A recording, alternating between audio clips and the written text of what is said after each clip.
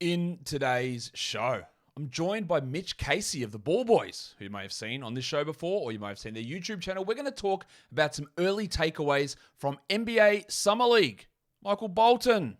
Thanks, Josh. It's Michael Bolton here, and it's time for another episode of the Locked On Fantasy Basketball Podcast. Let's get to it. Let's get to it, indeed.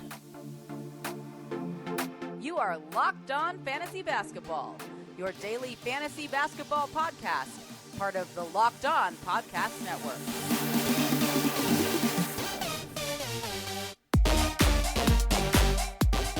Hello and welcome to the Locked On Fantasy Basketball Podcast, brought to you by Basketball Monster. My name is Josh Lloyd and I am the lead fantasy analyst at basketballmonster.com and at Yahoo Sports Australia. And you can find me on Twitter as always at redrock_Beeble and on Instagram at Locked On Fantasy Basketball. Thank you for making Locked On Fantasy Basketball your first listen every day. We are free and we are available on all platforms. So we're going to talk Summer League. I'm going to do a full wrap-up of Summer League once it's over, but now I thought I'd get Mitch in and we'll have a chat about what we've seen in the early days of Summer League. So why don't we just get him in? All right, so here he is, back on the show. Mitch Casey, welcome back. Thanks for having me again, Josh. Good to be here.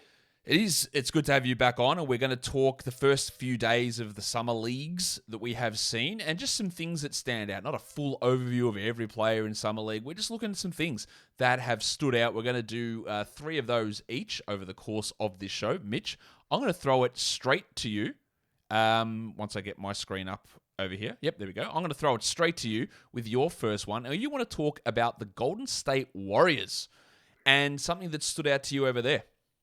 Yeah, so for me, it's the one game we've seen of Moses Moody so far, and comparing that to the other performances of the Golden State Warriors' young talents, that being Kuminga and Wiseman. I know Wiseman's been the one grabbing all the headlines. He's been the one that hasn't been playing much last year. And Kuminga was obviously picked before Moody last year. But to me, as someone who in their big board had Moses Moody ahead of Kuminga, pretty high up in my rankings last year. I'm happy to see him performing really well, and he really shone in his first and only game in Summer League, and almost demonstrated that he's too good for Summer League, basically, which is what you want to see your second year players kind of ascending to at this time in their career. So I'm very encouraged by the fact that of how Moses looked, and I do still believe that he's going to be a better long-term prospect than Kuminga and Wiseman, for that matter. I also had Moody ahead of Kuminga in the draft process last season. And if they had taken those guys switched around and Moody at 7 and Kuminga at 14, it sort of would have been what I would have aligned with it.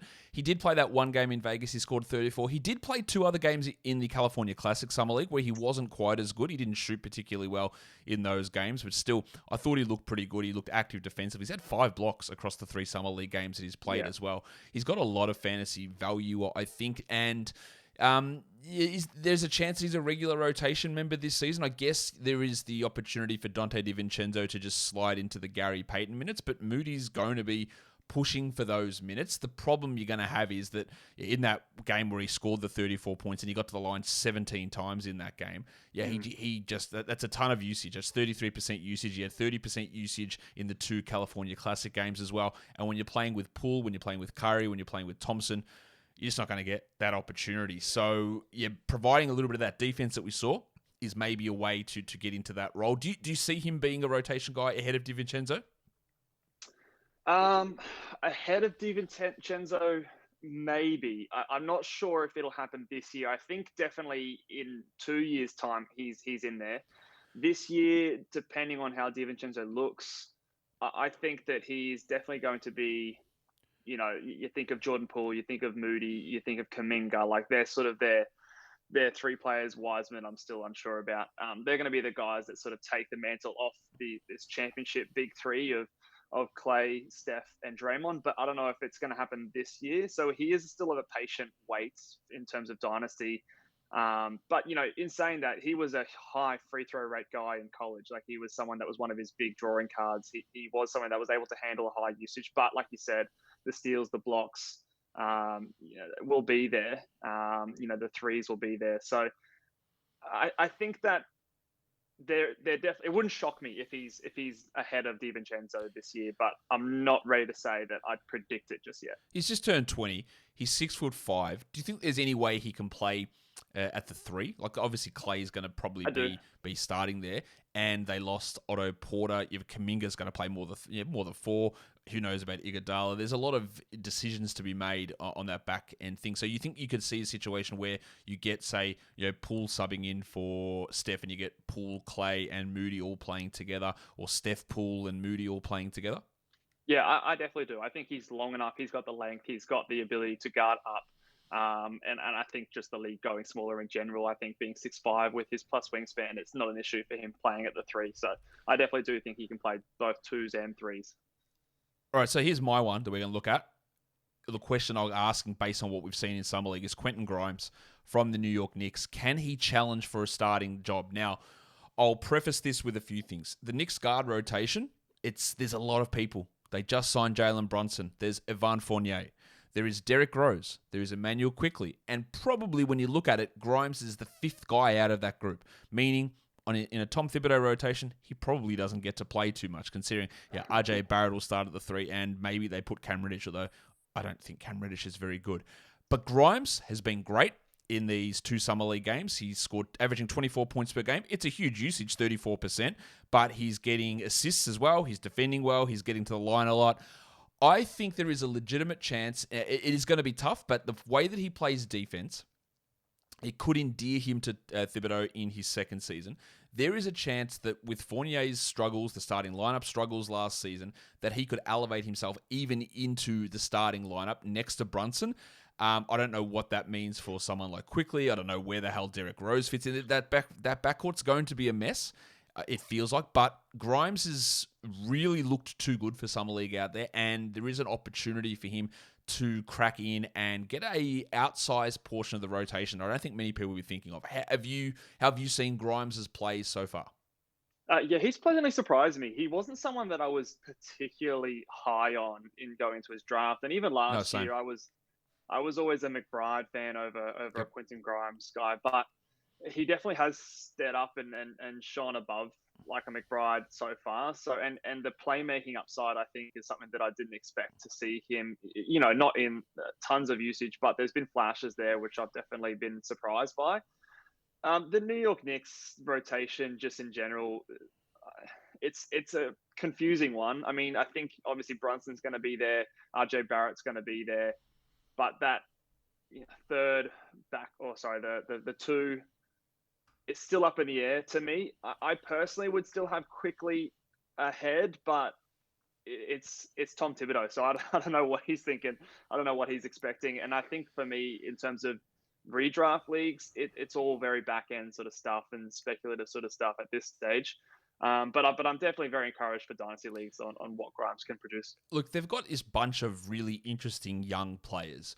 I talked about it last week in terms of these advanced stats guys who put up really big numbers, and 2 of the guys that really shone out were Quickley and Toppin.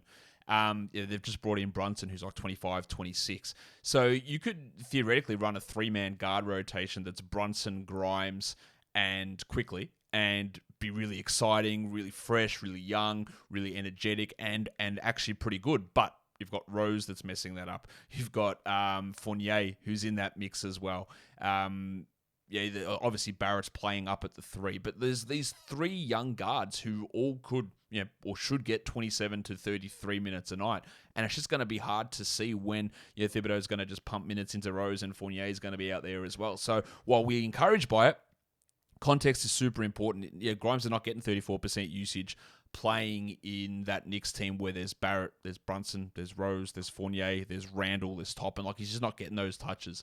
So he needs to work it a different way. So while we're encouraged, and maybe he does start, if he does start, he'd be like a very low usage 3-and-D sort of wing with some upside. But it's still a real messy sort of situation in terms of how that looks.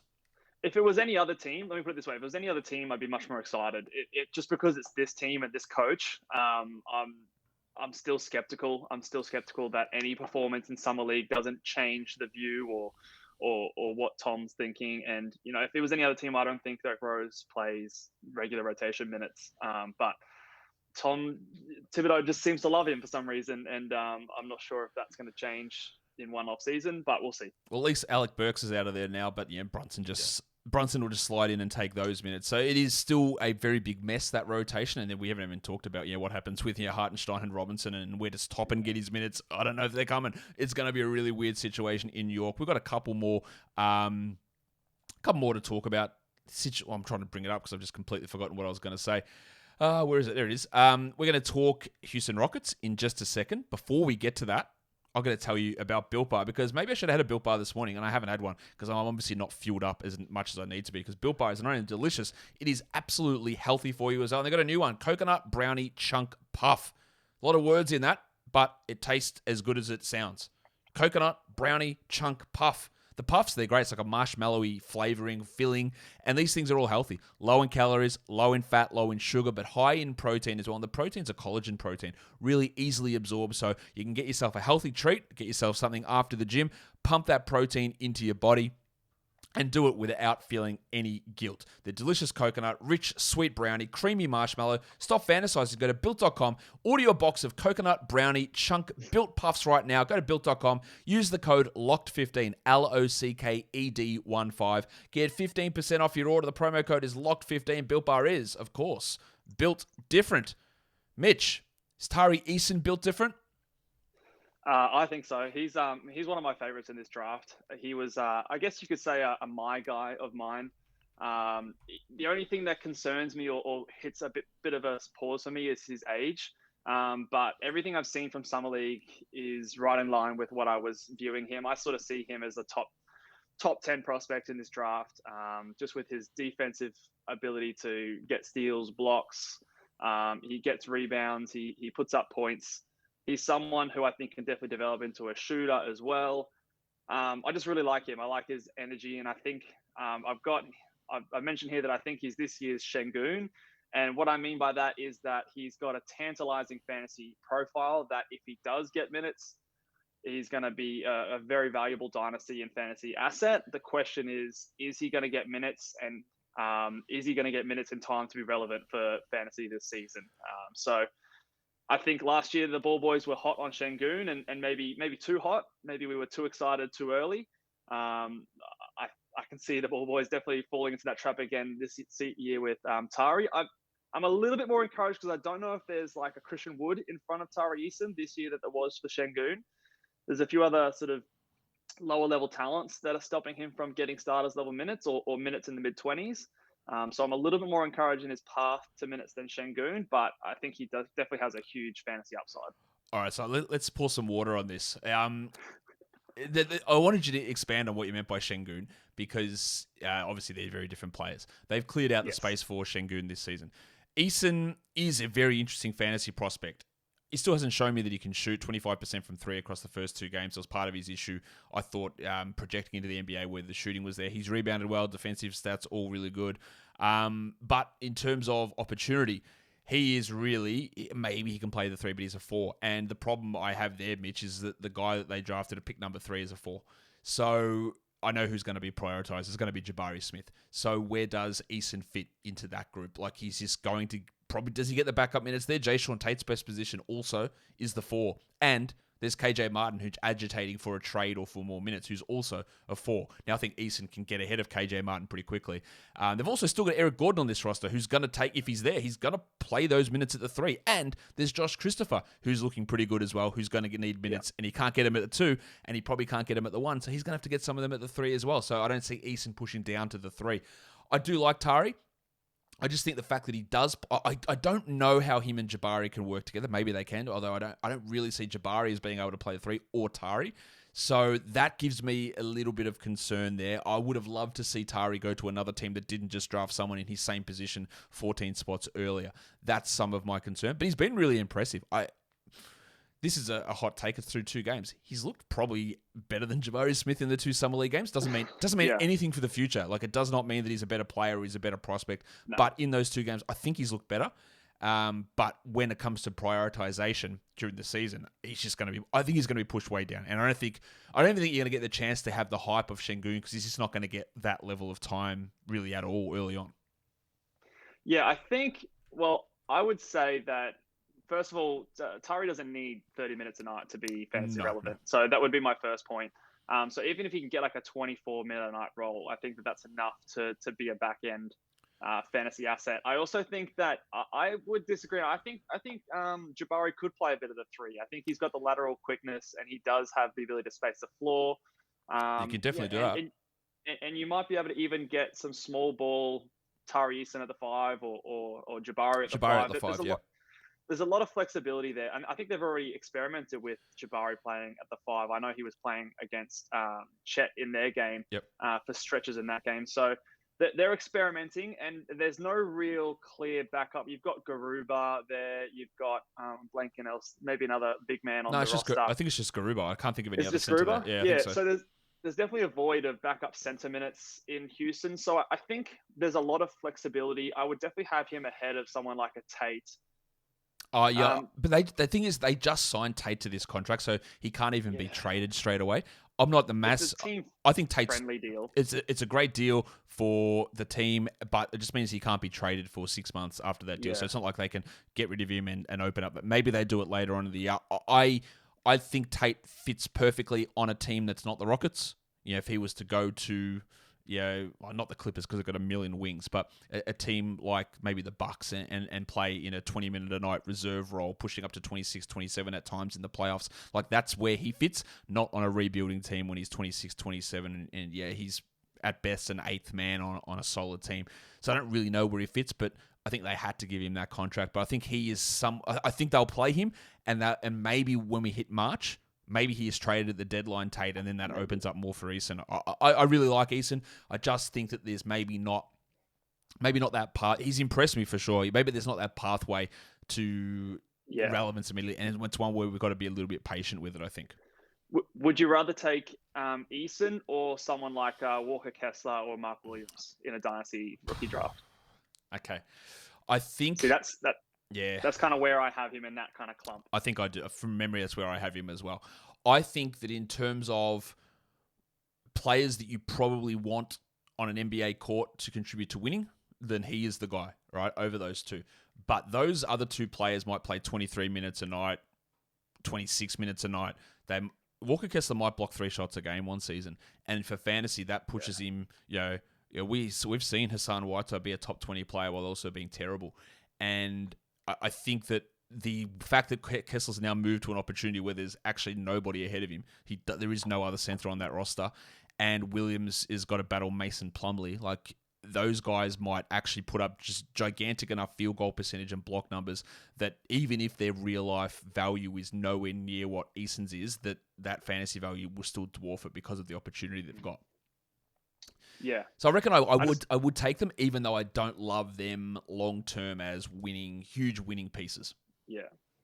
Yeah, I guess it's just opportunity. I kind of just see Eason outlasting those other two players as relevant NBA players and think that there's value there. Easton's a little bit older as well. He's turned 21 a few months ago. But yeah, I still, this makes it sound like I'm shitting on him. I still really like him as a player, and he's got that great fantasy skill set. But I want to talk about someone. If you want to talk about someone to shit on, let's talk about this guy because Kai Jones looks terrible. We just talked about Charlotte and Mark Williams, and they traded a first-round pick to get Kai Jones, who then the Knicks traded that first-round pick to get Cam Reddish. I was just thinking about that first-round pick today. Man, just like 2 wastes of a first-round pick. It's been traded twice. Jones just looks really bad. They drafted Mark Williams, obviously, this season. I think Williams should already be ahead of him, even though Williams hasn't necessarily dominated so far at Summer League. I just don't know what Kai brings. He's still youngish.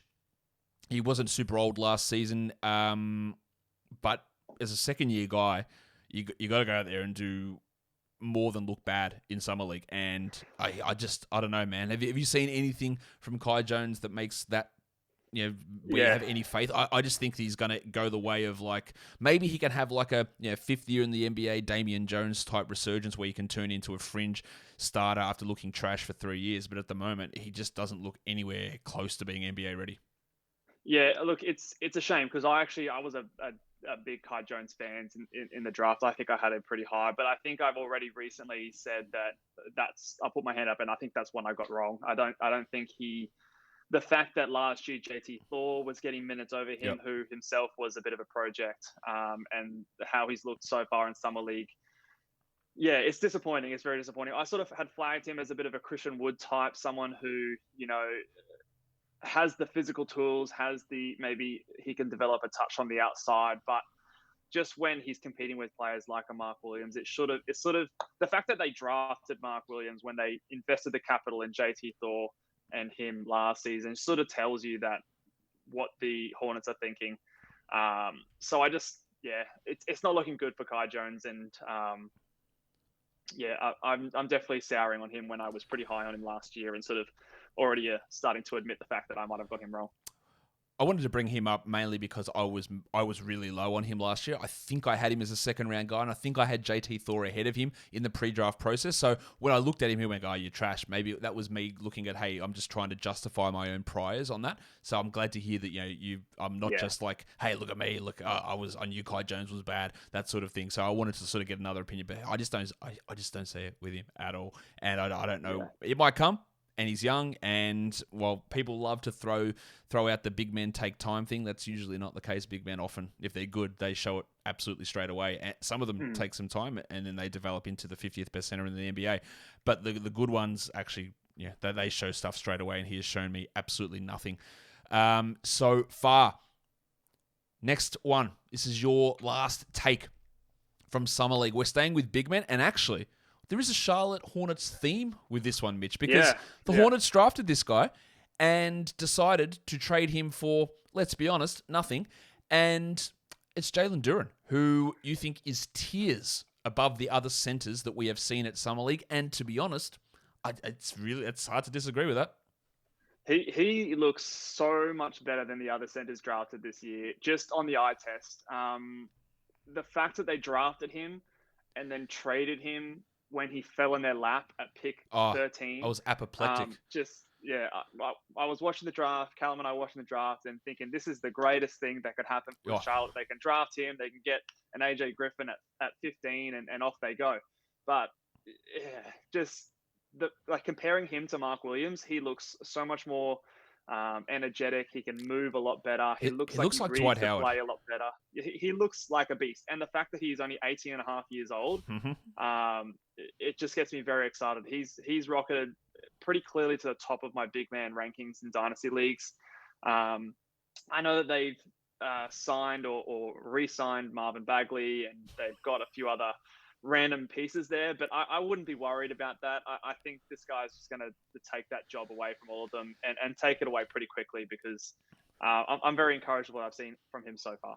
I'm really encouraged, except that their coach is an idiot. So that gives me some level of pause. But what I am encouraged with is Isaiah Stewart's playing the 4, and he's actually doing it really comfortably. He's bombing threes. He's hitting them.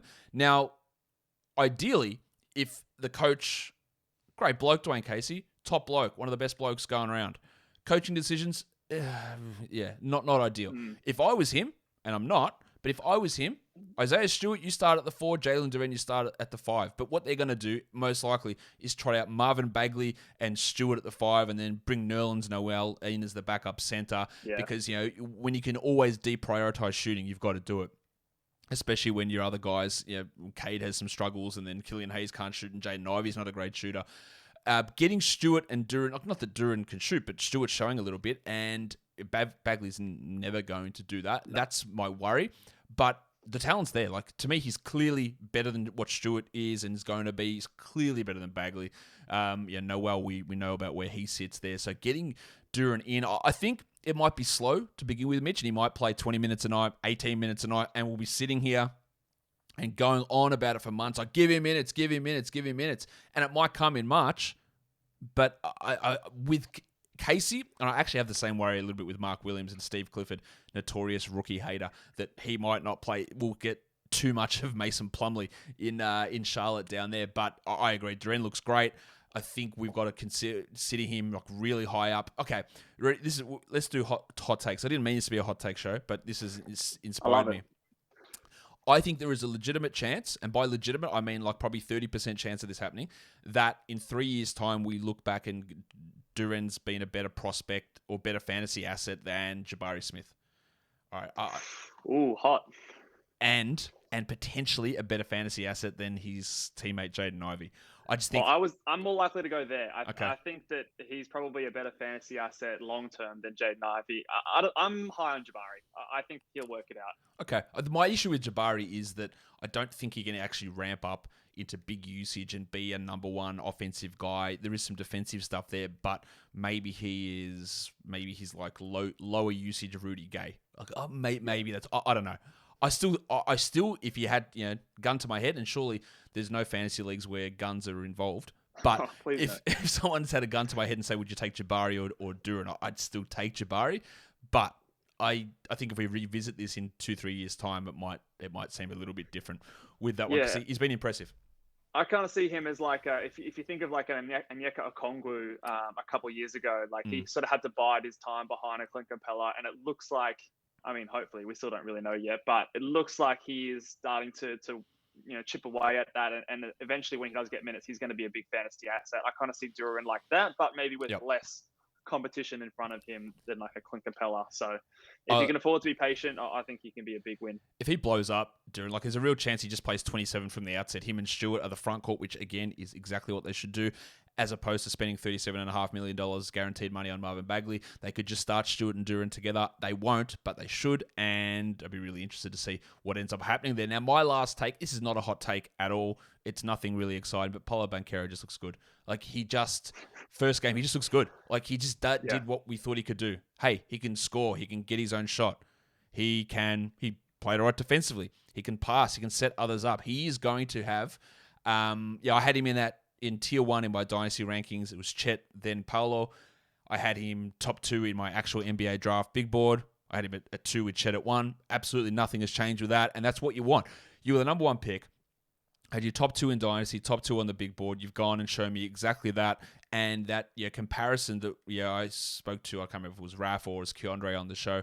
We talked about Detroit Pistons era Blake Griffin type of guy, like 20, 10 or 24, 10, 4, 5 assists in his peak. It's 2 games in Summer League, which means nothing, but everything that we thought is what we've seen, I think, so far. Yeah, I've been most impressed by his, one of the big flags with him was his defensive intensity and his lack of concentration at times. And I haven't seen anything like that so far in Summer League. Now, obviously, like you said, it's only been a small sample size. So let's play it out through the entire NBA season and we'll see. But I think he's done enough for me. I think I initially had Jabari, like before I'd seen anything play, I had Jabari ahead of him in dynasty rankings, but in the same tier. I think he's done enough for me to move him ahead of Jabari. Yep. I still would have Chet personally as a tier on his own, especially from what we've seen from him. And then I would have Paolo second in sort of like a tier 2, maybe half a tier above Jabari. But yeah, he's definitely been impressive, and I think as a safe bet for a fantasy contributor, there's no one really more locked in than a Paolo. I don't remember where I saw this, and it was probably nothing or nobody that posted. It might have been a Reddit post. I don't know. But someone was like, no, I don't think that we can draft Paolo for fantasy this season because the Magic will just bring him off the bench and play him 20 minutes a night because they're absolutely stuffed. There's Bumba and there's Carter and there's Isaac and there's a kick. It's like, no. Now he's coming in. He's playing like that is your number 1 guy. Absolutely. From day one, he will play those minutes, and everyone else can adjust around that. That's how I saw it at the time. And that's how I see it. Now, like, I think he is, you hit the right move with that. I still would have taken Chet, but for that roster, what he does, it's great, and I've really been impressed with what I have seen. I've also been impressed, Mitch, by talking to you today, and it's great to have you back on the show to chat about the Summer League. Tell everyone what you guys are doing over at Ball Boys at the moment.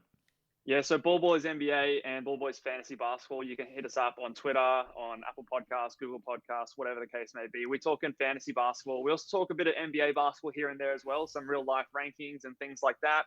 We've just gone through a lot of the draft stuff. So if you want our draft takes and where we have all the young prospects, you can check out some of those videos. You can hit me up on Twitter. I'm always throwing out weird and wonderful takes on there. But when the fantasy basketball preseason gets underway, you'll be seeing a lot of content from us trying to help you win your leagues. So go and check out Mitch over on YouTube and the podcast. And of course, Mitch will be back on over the next couple of months, and we'll do mock drafts together and we'll have chats. Mitch, it's been great having you back on. Thanks for coming. No worries, mate. Always a pleasure. And that will do it for me today. Thanks for making Locked On Fantasy Basketball your first listen every day. And for your second listen every day, why don't you get up to date on everything around the NBA in just 30 minutes with Locked On NBA? Locked On NBA is your daily NBA update in just 30 minutes. Follow this podcast on Apple Podcasts, Google Podcasts, Stitcher, Spotify, and on the Odyssey app. If you are here on YouTube, why don't you thumb me up? Why don't you leave your comments down below? Let me know. What are your Summer League takes? Drop them in the comments. Guys, we are done here. Thank you so much for listening, everyone. See ya.